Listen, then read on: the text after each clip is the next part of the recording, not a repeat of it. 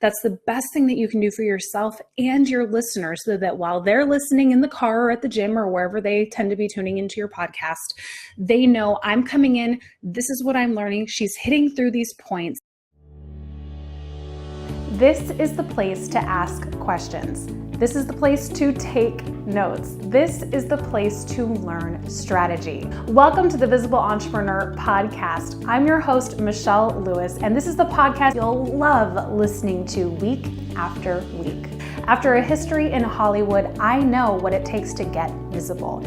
And as an entrepreneur, you don't have to keep feeling frustrated and trapped, not able to get yourself out there. Myself, my guests, and even my family are here to lift you up, guide you, and give you powerful ideas so that you can get your unique voice into the online space. Ready? Let's do it. And action. Hey everyone, welcome back to the Visible Entrepreneur Podcast. We are actually recording this episode live in the Facebook group, so this is going to be a really fun one. So today, what we're talking about is something that I know a lot of people struggle with visibility. It's like, okay, yes, I want to book these shows. Yes, I want to be a public speaker. Yes, I want to host my own show. But at the same time, like, how do I know that I, as a speaker, am doing a good job? How do I make sure that I'm someone that people really love listening to, interacting with, that they feel like that they're talking to a friend that they can trust? Because the whole reason to increase your visibility is to what? Is to make sales. But in order to do that in a way that feels authentic and that is in it for the long haul, not just a flash in a pan, is through being an incredible speaker, really touching people, so that whenever you do enhance your visibility with all these strategies, podcast guesting, starting your own, being a public speaker, doing live streaming, whatever it is, even being on video, that you're using your authentic personality and you're giving enough value so that you keep getting booked and seen again and again. Okay, so we're going to be diving in. Let's first talk a little bit about my experience with this. It's kind of multifold, so I'm going to take you through it in terms of, as you know, if you've been listening to me for any length of time, you know that my background is in film and TV.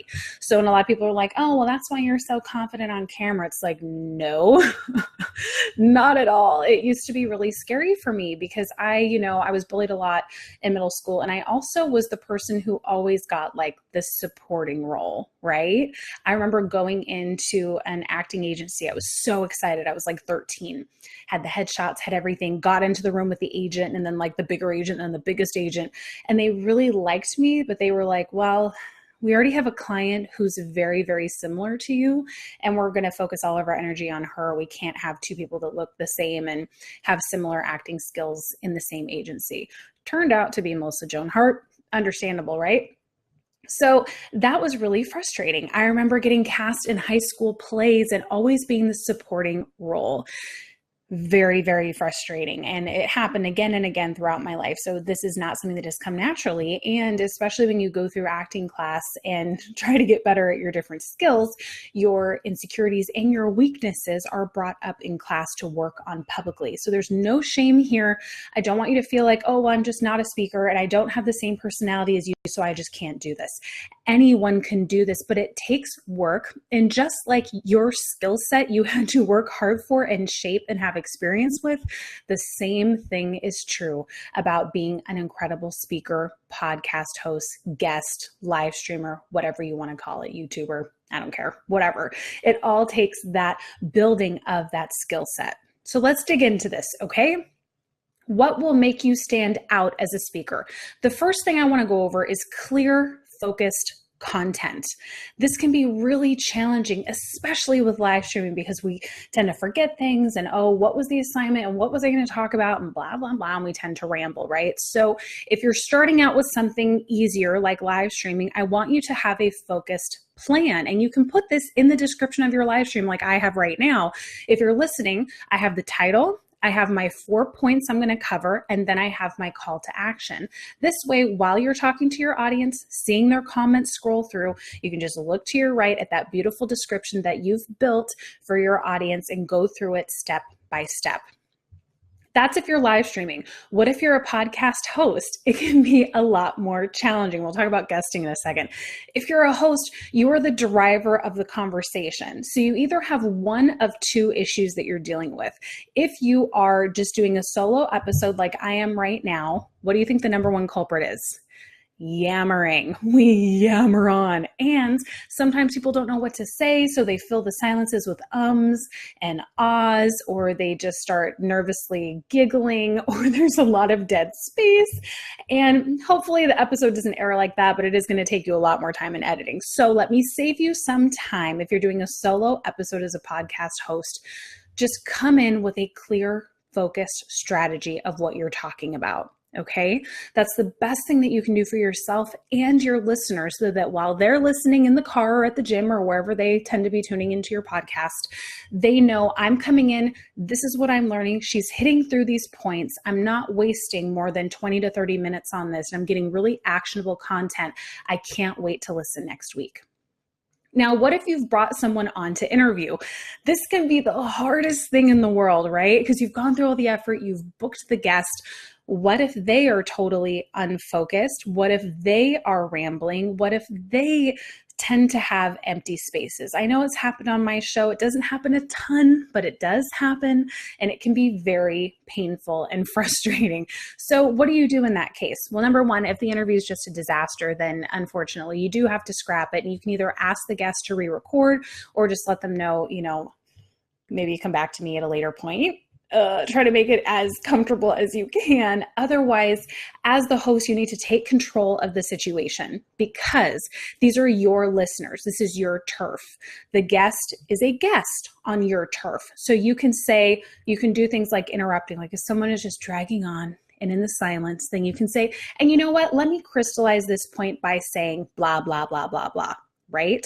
Make it really clear, concise, bring them back to center. You can also phrase questions like, I don't want to use specific examples to offend anybody, but what I do sometimes, let's say that we're talking about health smoothies. And let's say that the person's talking, and then you add a strawberry, and then you add a banana, something really dull like that I'm going to say, oh, so what you're trying to say is that the best way that we can increase our health is through this, this, and this. Would you agree? Phrase it in those questions where their answer has to pretty much be a yes or a no, and keep the conversation going as much as you can. Your audience is going to know, because they love you. Okay, Michelle's doing her best, and she's trying to pull a lot out of this guest, and she's doing a good job, but I might just be skipping over this episode because it's not as actionable as the rest, right? It does happen, but don't give up your authority as being the main speaker on your own show. Don't bring down your voice to their level so that they feel more comfortable or whatever. Stay up, stay animated, make it happen, okay? So the first point that we went over is giving clear, focused content. And we talked about doing that on a live stream. We talked about it as a podcast host, both on solo episodes and guest episodes. Now let's move into you being a guest on a podcast or you being a speaker. How do you make sure that you're giving clear, focused content? Well, if I'm coming on someone's show and they're like, hey, what do you think I get asked the most? Let's talk about visibility. Do you think that I just go on saying, oh yeah, let's talk about visibility? No, I ask the host, okay, what specific visibility strategies will serve your audience? And I go in with a tentative plan where I go, okay, so they really want to learn today about video. So I'm going to go over these specific video hacks that can help them. Or they want to talk about on-camera confidence. I'm going to go through those specific things, right? And I'm making sure that I'm making that content clear, yeah, but super actionable. I want someone who is listening to me wherever it is to get enough advice and enough motivation where they feel like they can have that little actionable win, so that then they do want to listen to my show, join my group, join the lounge, take a course, whatever it is. I want to further that relationship. And the way that I can do that is serving in a clear and concise way. So that's true if I'm guesting on a show. That's true if I am up on stage. Let's talk about the TEDx preview talk that I did last year. This was an opportunity where we had to give our speech, which is normally 15 minutes on a regular TEDx stage, in 5 minutes, right? 5 minutes on the nose. Literally people with timers that would intervene and say, and that's 5 minutes and you'd be done. So this is the one that I did with my friend Calvin that I told you guys about. And that was really stressful. I practiced and I practiced and I practiced, and I had my outlines and I had my slides. I went above and beyond in any way that I could to support that being 5 minutes. Practice, practice, practice. Finally got it to like 4 minutes and 30 seconds. I knew it would take longer with like applause or people shouting or whatever, which they did, which was great. Audience interaction. And literally had 1 second to spare.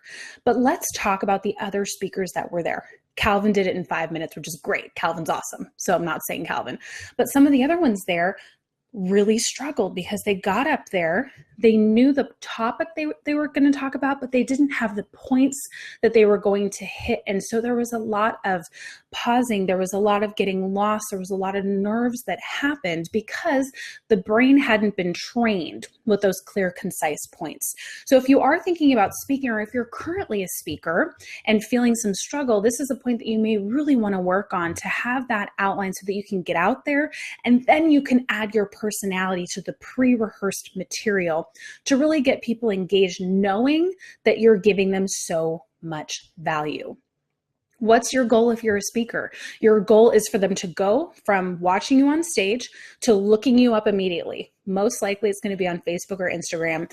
Otherwise, they're going to look up your name later on your website, right? And that's what we want them to do. What do you think happened after the TEDx preview talk? Do you think that I just left, or do you think people came up to me?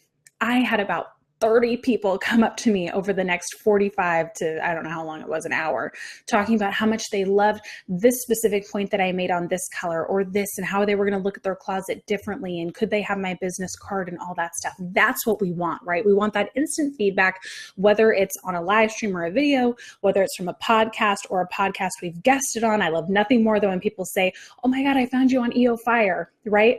Or if I'm on stage. That's the result that we want. So you need to have clear, focused content. Okay, number 2, let's talk about giving authentically and freely. There's a lot of conflict around this because people feel like, well, I don't want to give away the farm, or, oh, well, they should really pay for that because it took me a long time to learn that.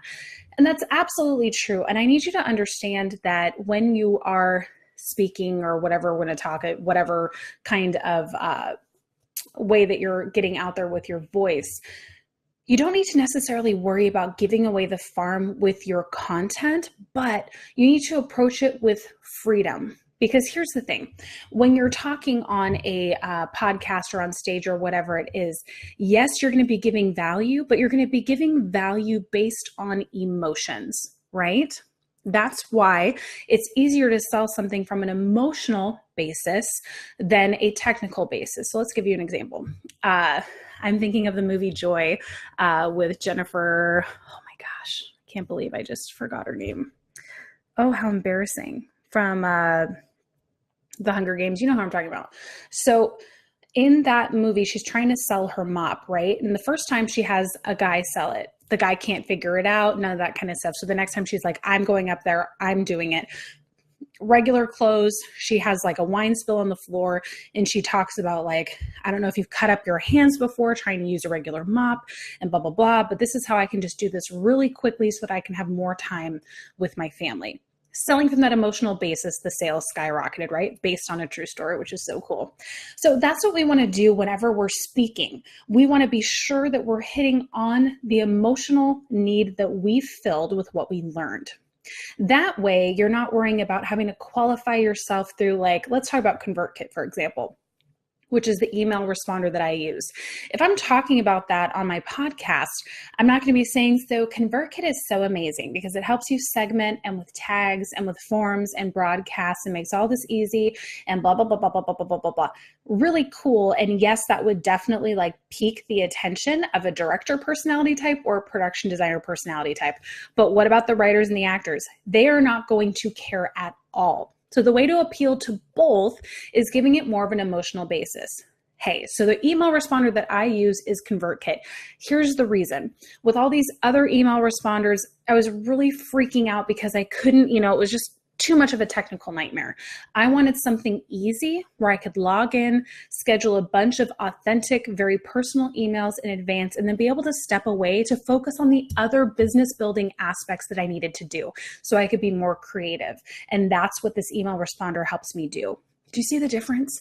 It's still talking about, yeah, it's awesome and it lets me do all these different features, but it has an emotional basis. So that's what I want you to focus on with giving your content authentically and freely, not worrying about giving away the farm. Because the other cool thing is that if you are so open with your knowledge, then people are going to go, wow, she just gave that to me on a live stream. I can't wait to see what's in her group coaching program. Right? We want to give as much value as we can so that we build not just a customer, but what? A raving fan. Someone that wants to buy everything. Someone that wants to be on every live stream, listen to every show, come to whatever event we're doing in person. We want that excitement and that emotional driver, which leads us into point 3, emotional drivers, right? We want to always be coming to our client, our customer, our listeners, our viewers with that emotion. And this is where people can get really stuck. This is where I really got stuck because I would always qualify myself with my technical knowledge. And then I'd wonder why people didn't buy. I don't understand. Why aren't they buying from me? Well, it's because I was really focusing on more of the production designer personality type, which I tend to be in addition to a director, of going, okay, well, I need to show them everything that they're getting instead of everything that I'm giving, about alleviating those pain points. And this is the beautiful thing if you're guesting on a show, if you're hosting a show, if you're talking on stage, if you're in a video, whatever it is, this is what is going to help you sell, is speaking based on emotion. Be specific in the language that you're using. Have people use their 5 senses to understand what you're talking about. Don't just talk about the loaf of bread and how great it looks and how great it tastes. Talk about kneading that dough and the flour and the feeling of that. It's a really cool feeling when you have flour on your hands, about the smell as it was cooking that was filling the house with rosemary, about the taste and how soft it was. If you can put a little bit more detail into making your audience feel, then that makes all the difference of making you stand out as an incredible speaker. Another thing that I want you to try to incorporate when you're speaking is your inflection and your tone. A lot of us did not go through this training, and for me, it was later in my life. We don't go through the tone of making the cadence of our voice very pleasurable to listen to. This is something that I learned just because I have a singing background. So I had to learn, like, how do you sing? Like, I was in the studio a couple days ago recording a new song, and I have to sing light. I'm the light that you blew out, right? So do you think I sang it as I'm the light that you blew out? Or did I sing it, I'm the light that you blew out? I said light with an O. I know that that's really, really strange. I'm not saying that you have to do this, but I'm saying if you can change the inflection of your voice as you speak, like I'm speaking to you right now, I don't know if you can even tell this, but if you just start listening to the cadence of my voice, you'll notice that it does this. And I do that on purpose. I'm just making a little wave motion with my hand if you're listening. I want it to be pleasurable to the ear, so I make sure that I'm varying the notes in my voice while I'm talking to you so that it's enjoyable to listen to. This is a skill that is practiced, that is not a natural thing, but it will be over time. And this is why I constantly get compliments of, oh my God, I really love listening to your voice, or oh, you have such an easy voice to listen to. This is why, because I've worked on this skill, and this is one that you absolutely can master too. So start simple. Just start kind of talking to yourself throughout the day and start talking in more of a sing-songy voice. Oh, I can't wait to go to this restaurant. It's going to be so much fun. I can't wait. Da, da, da, da, da, da, da. I know it sounds really stupid, but you're going to notice over time that when you start giving your presentations or getting on your show, that you're going to have this happening to your voice more naturally, and it's going to attract people more. It's really, really interesting, and let me know how it goes. It's such a fun thing to do. All right, so now we've talked about number 1, giving clear and focused content. Number 2, giving authentically and freely. Number 3, the emotional drivers that you're going to be talking about while you're speaking. And that leads us to number 4. Ready? Number four, preparing the next steps. You always want to have the end goal in mind whenever you are going into a speaking gig, whatever it may be. And a lot of people are kind of like, oh, well, just go to my website. I can't tell you how many guests I've had that are like, oh, well, they can just go to my website or my messenger bot. And I'm like, I'm not going to do that to my audience. What specifically do you have to offer that relates to what you're talking about that will give them that instant win? And that's not just to give my audience value. That's to give my guest an opportunity to gain a new customer. You have to think about this, whether it's your own show, you guesting on shows. Don't just give the same freebie to everyone. How boring is that? Please don't give away just a strategy call. Boring. Give them something actionable. I don't care if it's a PDF checklist, an ebook, a quiz, a mini course, whatever it may be. Give someone those next steps. So guess what? If someone wants to learn more about podcasting, what do you think my freebie is related to? If someone wants to know more about branding, what do you think my freebie is related to? Right? I want to give value. I want to give actionable next steps that someone can know, oh, okay, she's talking on this live stream about this. Now I can take this and get another little taste, another actionable win, because that's what's going to turn them into a client, right? So that's what we want to think about whenever we're going to speak. Even if it's public speaking, I want you to have that in your brain in case you're given the opportunity to talk about your book, to talk about your program. You may or may not be able to pitch from the stage, but have that in mind, because if people come up to you, then you can give them the next steps, right? Oh, well, it just so happens, here's that card with that link on it, so that you can take the next steps and get that actionable win for yourself. Put in the time, put in the focus, put in the attention to start that next step. Don't assume that someone who magically found you on the internet, which is incredible in itself, and the fact that they're actually listening to you on your podcast, on the stage, on a video or a live stream, don't put it on them to go in and do the work for those next steps. That's not fair. And plus, it's part of our job as online entrepreneurs to give them that next step easily so that they can keep going and keep piquing their interest and be that warm lead that becomes a hot lead that becomes a raving fan. So if you focus on all 4 of these steps one at a time, if you start working on giving more of that actionable content when you're actually speaking, if you work on giving authentically and freely, not worried about giving away the farm, knowing that that's not really possible. Number 3, if you can focus on the emotional drivers, talking and engaging that person with their feelings, as well as the cadence of your voice, which we discussed. And if you prepare their next steps so that they can become a raving fan, then you have the recipe to really knock it out of the park and become an incredible speaker, podcast host, podcast guest, live streamer, video person, whatever you want to be. And you will feel so much more confident stepping out there, knowing that you have this plan in action. I hope that you loved this episode. I would love to know what you thought. So if you wouldn't mind, really quick, leave a 5-star review. Let me know that you listened to this episode and what you gained.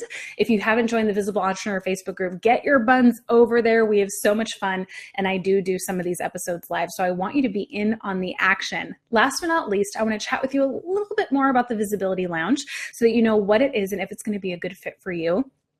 This is an exclusive community that I've created where we can all come together in the membership site and inside of the private Facebook group so that I can help you with your visibility strategy. This is the closest way that you can have access one-on-one to me, where you can be in there learning every month with a new course that I do exclusively for the group, where you can get onto a hot seat where you and I can talk face-to-face over the interweb, and I can help you exactly where you're at. This is also where you can have co-working sessions with me and other members of the group so that you can feel that community support that you've been lacking if you're doing this online business thing all by yourself. And then the last thing that we do is at the end of every month, we have progress parties where you can come in and toot your horn and celebrate the wins that you have achieved that month. Every month we have a new theme. This month we're talking about podcast guesting. Next month we're talking about getting press. It is a new theme every month, and we have such a blast in there. It's so much fun for me to interact with my students one-on-one and to watch them. One of my students, Liz, she just announced that she gets to record herself at, I think, camp. She's at some RV thing. She's going to laugh at me when she listens to this. And Camping World was like, we want you to video that, and we're going to put it here. And so it's fun to watch her shine. It's fun to watch authors publish their books, watch people come up with these ideas where they initially came into the lounge not really knowing what they wanted to focus on, but they found clarity and launched their products and their courses and their masterminds and their retreats. It's just been such a blast for me. So if you need that safe space to be able to connect, create, and have that community, this is the place. And because you're one of my beautiful listeners, I have a link for you so that you can have a $1 trial and then actually have a discount every month for being a part of the lounge. So if you sign up with this link, which is visibilitylounge.com/trial, you're going to get in for the first 7 days for just $1, and then it'll renew every month for just $45. Really exciting. Would love to see you on the inside. So take action and start getting results in the community that you've been craving. I cannot wait to see you on the inside. Again, that link is visibilitylounge.com/trial. And in the meantime, I so appreciate you being here with me and giving me your time. And I hope that you gained a lot listening about what makes you an incredible speaker, podcast host, guest, live streamer. I know these are the strategies that I have used to get booked on shows like Entrepreneur on Fire, how I was able to get up on the TEDx preview stage, and so much more. This is a skill, and this is a skill that you can master. So do not give up. Keep going. And let me know how it goes. I'll see you in the next one. If you're already on my list and you love the emails you get from me and you're wondering, how does she email all of these things and keep everything organized and build her list? The answer is ConvertKit. That's the email responder that I have chosen after using a bunch because it makes it the easiest to build your list. I'm a big fan of bringing someone in and giving them an onboarding sequence that's educational and gives a ton of value, and ConvertKit makes that so easy. So if you're interested in signing up under me, you can go to bit.ly/Michelle ConvertKit and get your 30-day free trial to try this software. And of course, I don't leave you alone. You can email me your receipt at hello@visibilityvixens.com when you sign up using my link, and I will give you access to the private group where you can see tutorials and ask me any questions you have along the way. So I will see you on the inside of ConvertKit. Be sure to join at bit.ly/Michelle ConvertKit. I hope you loved this episode as much as I did. Now we're all about building a tribe here at The Visible Entrepreneur, so be sure to subscribe, leave a 5-star review, and then head on over to the Facebook group. It's a great place where you can practice your video, live stream, and really enjoy the community that we have built. In the meantime, I'll see you in the next episode. Now get out there and get more visible. That's a wrap.